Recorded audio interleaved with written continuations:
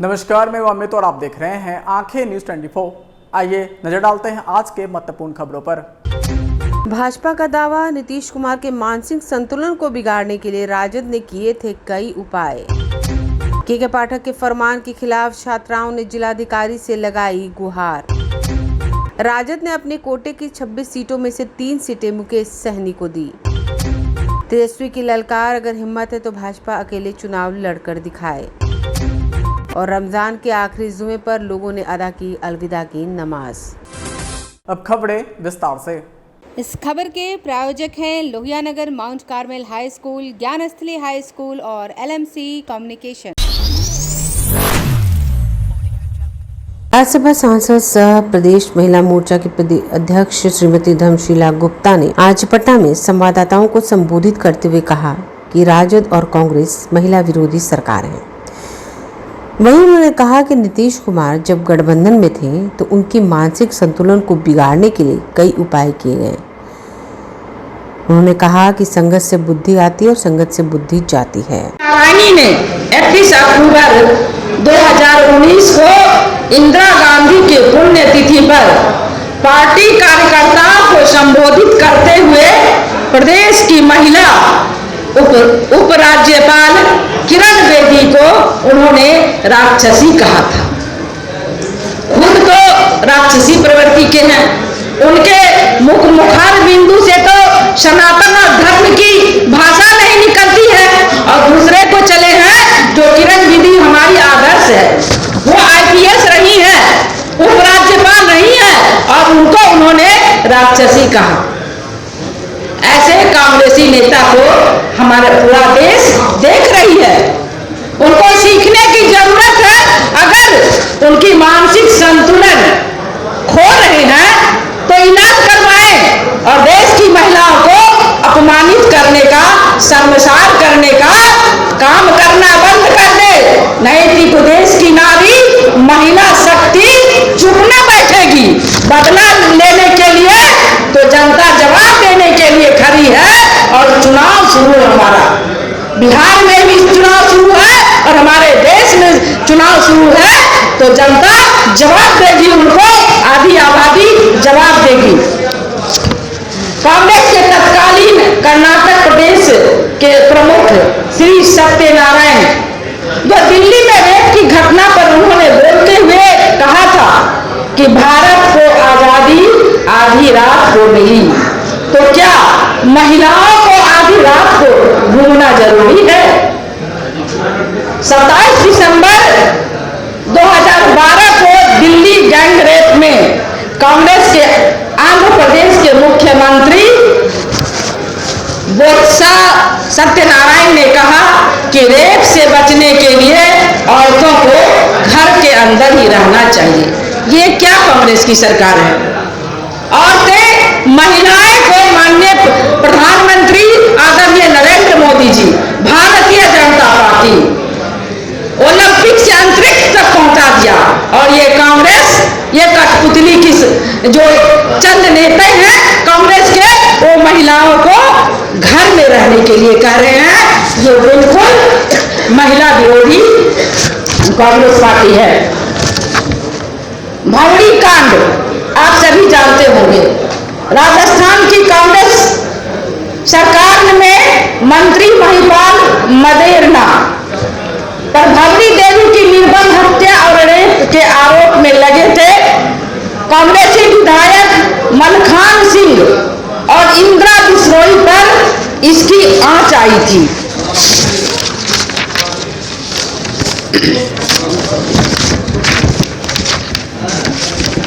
ये बहुत ही निंदनीय और घोर अपमान की जो उन्होंने बातें कही थी, मैं इसकी काफी निंदा करती हूँ।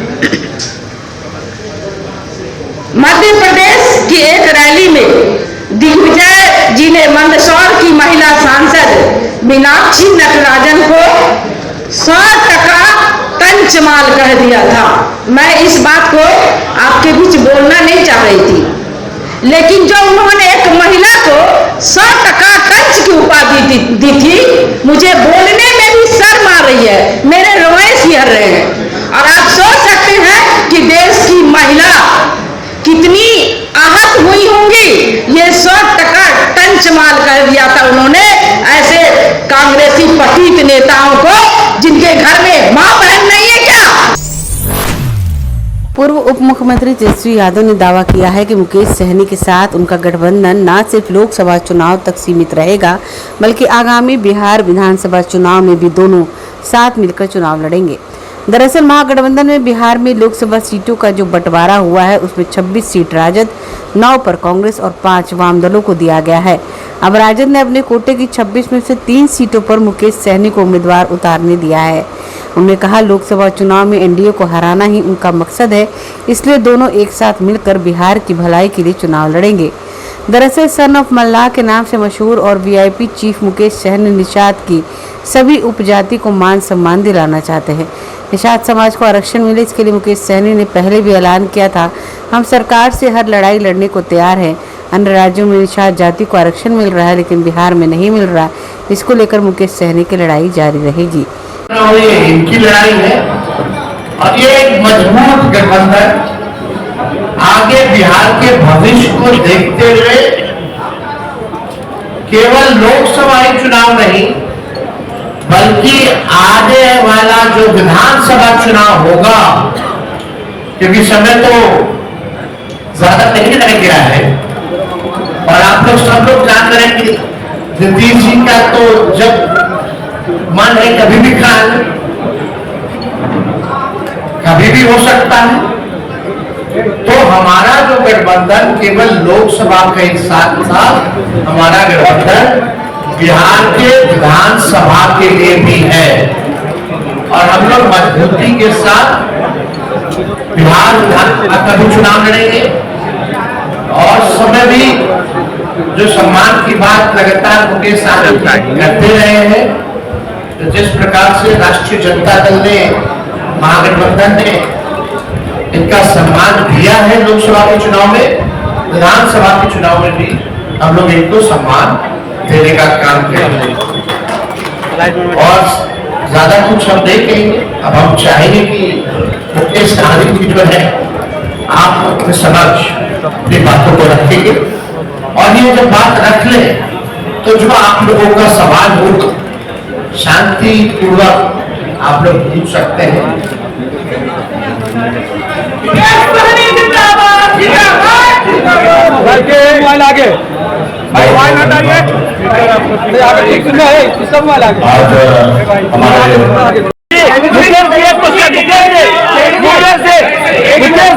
मुकेश जी आपने कहा आरक्षण नहीं तो वोट नहीं, आरक्षण नहीं तो गठबंधन नहीं।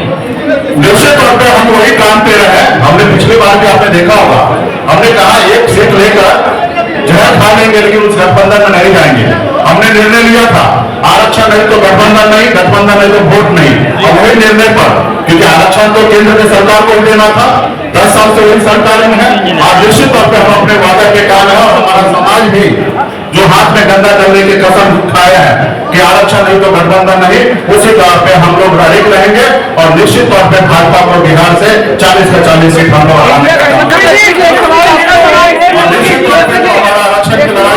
वादा किया गया है इंडिया गठबंधन। निश्चित तौर पे हम राहुल गांधी जी को नेतृत्व में देश में सरकार बनाएंगे, हम अपनी सरकार बनाएंगे और निश्चित तौर पर उसमें जब हमारी सरकार होगा तो निश्चित तौर पर निषाद समाज का आरक्षण लागू होगा।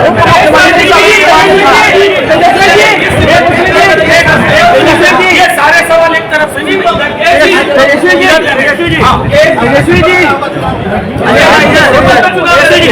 तेजस्वी जी मोदी जी कल जमुई आए हुए थे, उन्होंने कहा कि अब ललटेन का जमाना नहीं है, एलईडी का जमाना आ गया है। एक बात हमको भी समझना चाहिए, लालटेन का काम क्या है? अंधेरे को ज्यादा है ना। और कई पार्टी के अलग अलग सिंबल, तीर भी है तो तीर भाई मिसाइल कर लूं। समाचारों में वक्त हो चुका है एक छोटे से अंतराल का। I am Shani Singh, principal of Lohianagar Mount Carmel School. Here in our school, we give best education and good environment to our students, where they can learn well. We provide here well-equipped lab, well-equipped, well-stocked library. We have here well-trained teacher also. We have a sports playground for cricket, volleyball, football, and also provision for indoor activities. So we have here security system, information and communication technology.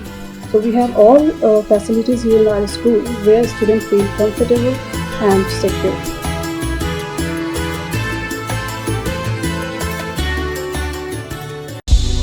क्या आप पत्रकारिता के क्षेत्र में अपना career बनाना चाहते हैं? तो आज ही royal Ashoka institute of mass communication and journalism में अपनी जगह सुनिश्चित करें। आर्यभट्ट ज्ञान विश्वविद्यालय पटना से मान्यता प्राप्त 100% प्लेसमेंट के साथ royal Ashoka institute of mass communication and journalism नामांकन जारी है। हमारा पता है DS/16 गायत्री मंदिर के समीप कंकड़ बाग, पटना 8,20,000। आप हमें संपर्क भी कर सकते हैं। हमारा मोबाइल नंबर है 9955456126। ब्रेक के बाद आपका फिर से स्वागत है। शिक्षा विभाग के अपर मुख्य सचिव के पद पर के पाठक जब से पदस्थापित हुए हैं तब से शिक्षा विभाग में हलचल मचा हुआ है। हर दिन नए नए फरमान से लोग परेशान हैं। शिक्षा विभाग द्वारा जारी नया फरमान जारी किया गया है। जो छात्र जिस पंचायत का निवासी होगा उस पंचायत के उच्च विद्यालय में उस छात्र और छात्राओं को नामांकन किया जाएगा, दूसरे विद्यालय में नामांकन नहीं किया जाएगा। इस आदेश को लेकर जहानाबाद के कसबा गांव के छात्र और छात्राओं ने जिलाधिकारी से गुहार लगाई और आवेदन दिया कि हम लोगों के बगल में निहालपुर के समीप ज्ञान उच्च विद्यालय 1 किलोमीटर दूरी पर है, जहां हम लोग नामांकन करना चाहते हैं, जबकि अपने पंचायत का विद्यालय सरता पड़ता है। विद्यालय की दूरी 5 किलोमीटर है। सुरक्षा की दृष्टि से भी हम लोग उस विद्यालय में जाने का खतरा हो सकता है। इसी को ध्यान में रखते हुए हम लोगों को ज्ञानपीठ विद्यालय में नामांकन करने की अनुमति दी जाए। शिक्षा विभाग द्वारा जारी इस आदेश को लेकर लगातार विभिन्न पंचायत के छात्र छात्राएं जिलाधिकारी से गुहार लगा रहे हैं कि नियम को बदला जाए ताकि छात्रों को परेशानी नहीं उठानी पड़े। राजकीय मध्य विद्यालय से आया है। हम लोग का यह है कि हम लोग पहले नाम लिखवाते थे नहालपुर, अब हम लोग को सरता लिखा रहा है। जो सरता हम लोग के कस्बा से 5 किलोमीटर दूर पड़ता है। और नहालपुर है जो 1 किलोमीटर भीड़ पड़ता है उसे। तो हम लोग सोच रहे थे कि नहालपुर में हम लोग लिखवाएं, पर हम लोग को सरता में लिखवाया जा रहा है नाम। और वह सरता बहुत दूर है और नहालपुर भीड़ी है, इसीलिए हम लोग आए हैं कि यहाँ पे लिखा जाए नहालपुर में। तो किससे मिलने के लिए आए हैं? किससे मिलने आए हैं? जिलाधिकारी से हम लोग मिलने आए हैं। जिलाधिकारी से मिलने आए हैं जी। क्या नाम है? ब्यूटी कुमारी।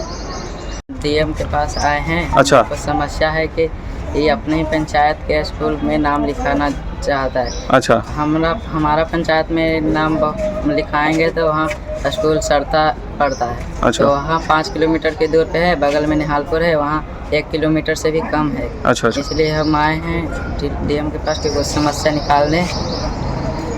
समस्या का कोई निदान निकालें। जी। क्या नाम हुआ आपका? अंकित कुमार। जमुई में प्रधानमंत्री के द्वारा भ्रष्टाचार पर दिए गए भाषण पर तेजस्वी यादव ने कहा कि प्रधानमंत्री बड़े लोग हैं, केवल जुमलेबाजी करते हैं, उन पर हम कोई टिप्पणी नहीं करना चाहते। तेजस्वी ने कहा 17 महीने में हम लोगों ने सिर्फ काम ही काम किया है, लगभग 5 लोगों को नौकरियां दी हैं और कितना अच्छा बिहार में काम चल रहा था, हर जगह केवल काम ही हो रहा था। उन्होंने कहा जब से भाजपा सरकार में आई उसी समय से बिहार में कोई ना काम नहीं हुआ, सिर्फ हम लोगों को गाली देने के अलावा कोई काम नहीं है उनके पास। तेजस्वी ने कहा अगर भाजपा को हिम्मत है तो अकेले चुनाव लड़कर दिखाए। उन्होंने कहा मुख्यमंत्री नीतीश कुमार ने खुद ही साबित कर दिया वो झूठे हैं और हमने पहले ही कहा था 2024 में जनता दल यूनाइटेड समाप्त हो जाएगा, कुछ भी नहीं बचेगा। जुमला प्रधानमंत्री जी हैं, बड़े लोग हैं, कुछ भी बोल सकते हैं, है ना। अब उस पे हमको क्या टिप्पणी करना है? अब तक उन लोगों की बोली वही रही है, नकारात्मक सोच है। इसीलिए हम लोग जब 17 महीने रहे, कितना बढ़िया बिहार चला, केवल काम ही काम दिखता था। 5 लाख लोगों को तो नौकरी मिला,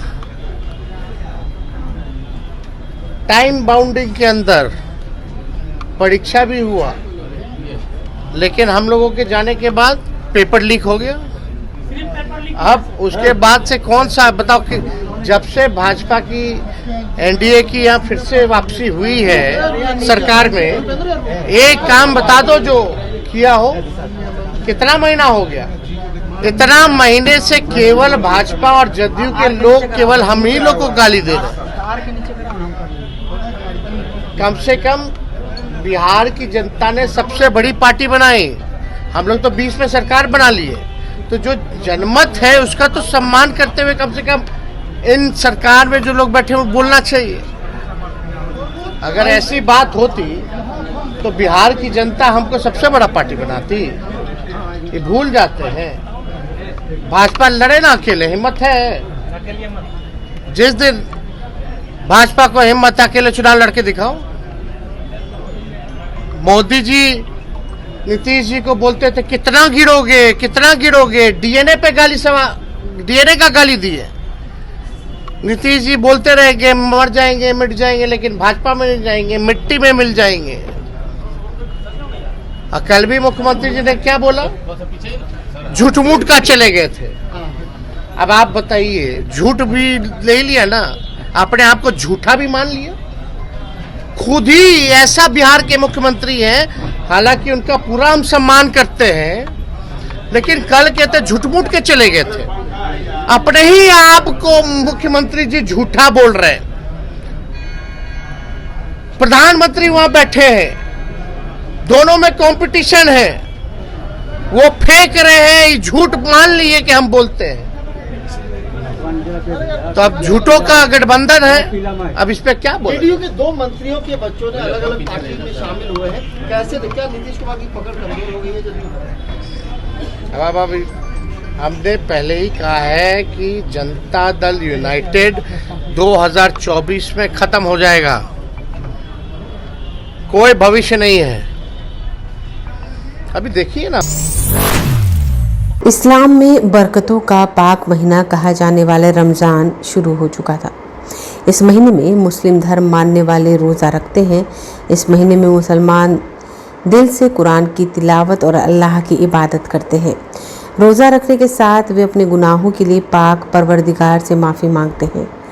रोज़ा रखने वाले का मन, वचन और कर्म से पूरी तरह शुद्धता रखते हैं। कोई बुरा ख्याल मन में लाने से परहेज करते हैं। रमज़ान के महीने में रोज़ा की शुरुआत सहरी से होती है और इफ्तार के साथ रोज़ा मुकम्मल होता है। रोज़ा रखने वाले मुसलमान समाज के लोग अहले सुबह उठकर सहरी खाते हैं। उसके बाद दिन भर किसी भी प्रकार का अन्न या जल ग्रहण नहीं करते। शाम में इफ्तार के पहले रोज़ा खोला जाता है। बिहार में भी रमज़ान मनाया जा रहा है। आज रमज़ान का आखिरी जुमा है, जिसे अलविदा की नमाज कहा जाता है। बड़ी संख्या में श्रद्धालुओं ने मस्जिदों में जाकर अलविदा की नमाज अदा की। बहुत अच्छा लग रहा है। हम लोग का अलविदा, ये जो लास्ट जुम्मा है अलविदा और अच्छा लग रहा है। हम लोग का अलविदा जो है ना, ये लास्ट रमजान का लास्ट जुम्मा है ये अलविदा। कैसा ईद मनाने कैसा? हाँ, ये समझिए हम लोग का आधा ईद ये है। रमजान का जो है ये आधा ईद हम लोग का। रमजान का लास्ट ये बोका है, बोका ही ये रमजान का ये है लास्ट, ये है। कैसा लग रहा है?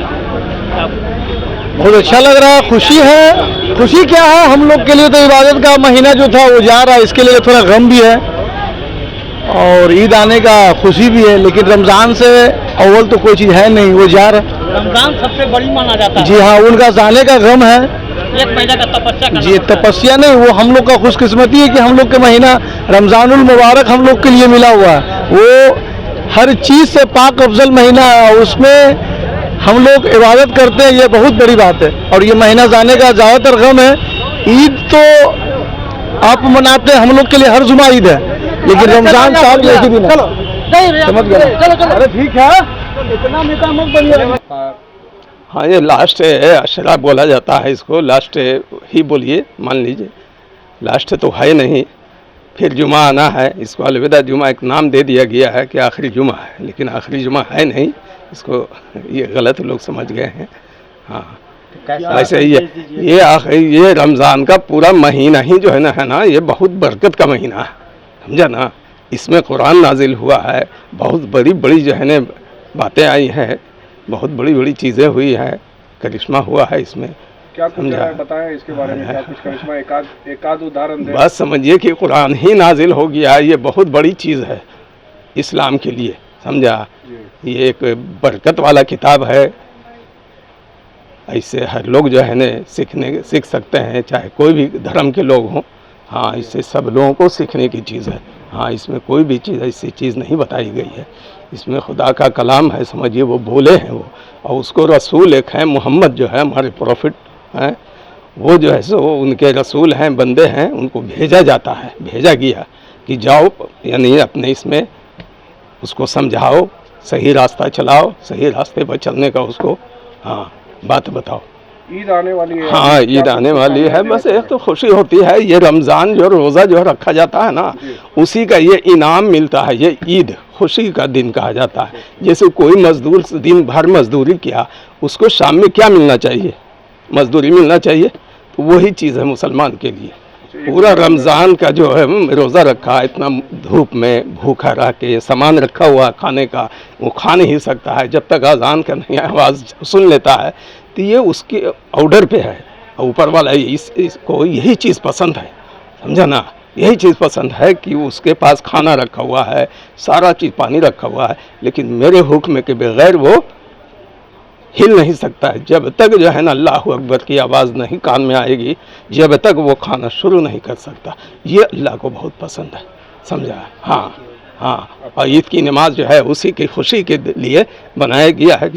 अगर आप भी अपने दुकान, प्रतिष्ठान, school, college, coaching centre, restaurant, cafe का विज्ञापन देना चाहते हैं, वो भी किफ़ायती दर पर, तो आंखें न्यूज़ 24 लेकर आया है आपके लिए एक सुनहरा मौका। आंखें न्यूज़ 24 न्यूज़ पोर्टल की दुनिया में बिहार का सबसे उभरता हुआ चैनल, जहां बिहार झारखंड से जुड़े तमाम बड़ी खबरें देखने को मिलती है। तो देर किस बात की, आज भी जुड़े आंखें न्यूज़ 24 के साथ। संपर्क करें हमारे व्हाट्सएप नंबर 8935876430 पर। क्या आप पत्रकारिता के क्षेत्र में अपना कैरियर बनाना चाहते हैं? तो आज ही royal Ashoka institute of mass communication and journalism में अपनी जगह सुनिश्चित करें।